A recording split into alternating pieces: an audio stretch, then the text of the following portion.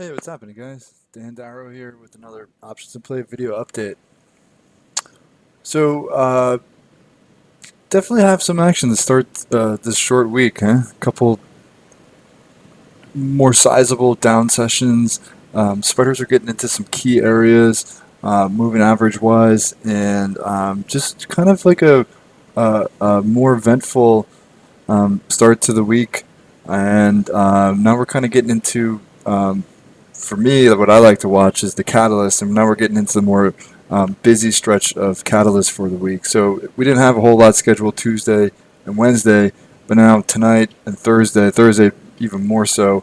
Very, very, very big night of names. So really, kind of like a nice couple days in terms of action to start, and now we should have another couple pretty good days as well, just with like a bunch of headlines, names reported, and so on. So, um, what I want to talk about in this video is kind of like the opposite of something I spoke about last week, and that was the Roku, right? I spoke about the Roku and the Cisco quick bull setups, right? So Roku had this significant gap, right?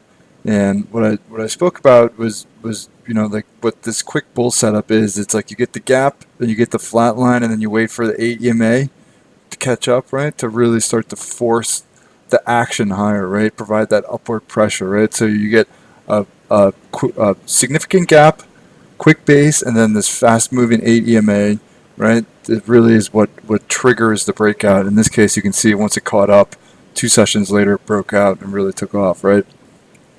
So,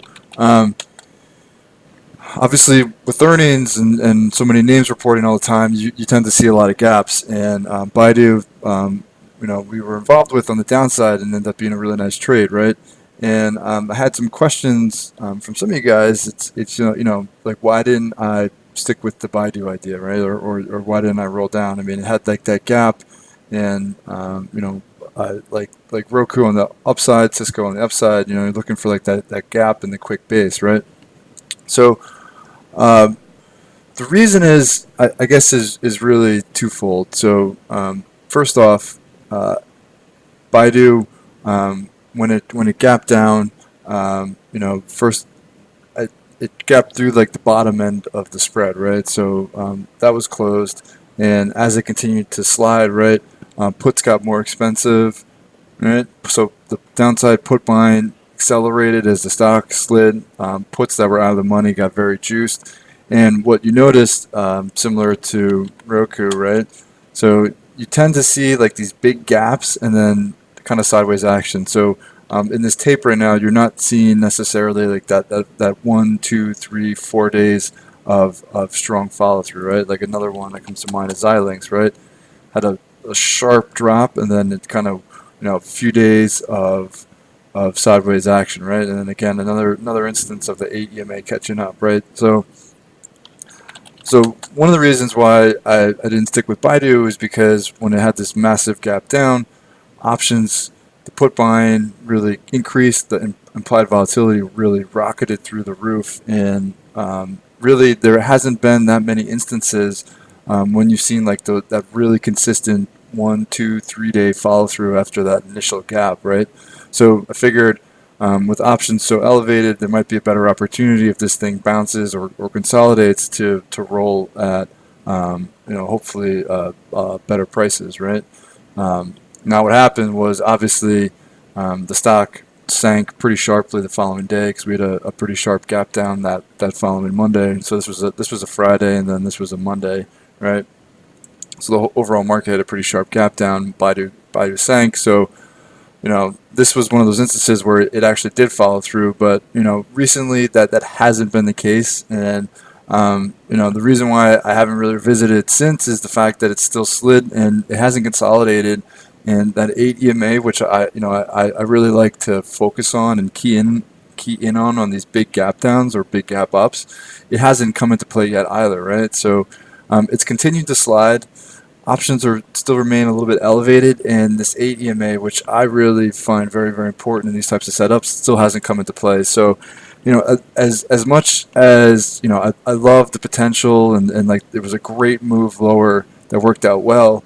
I want to be involved with the name still, right? Like I've been watching it, but there just hasn't been that opportunity to really get involved either technically or option wise, right? I mean, like prices matter, right? Like what you pay for these things matter.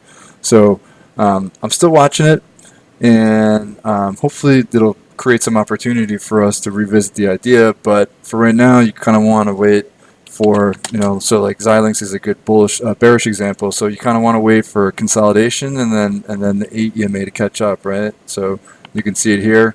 Then it broke down, and like I said with Roku earlier, wait for the consolidation, you wait for the 8 EMA to catch up, and then the breakout, right? And you're looking for like a shorter term rally in this case, or for Xilinx a shorter term drop. So I got eyes on Baidu, and I certainly would love if it gave it another trade opportunity, but right now I'm just a spectator and just waiting for this to set up. All right.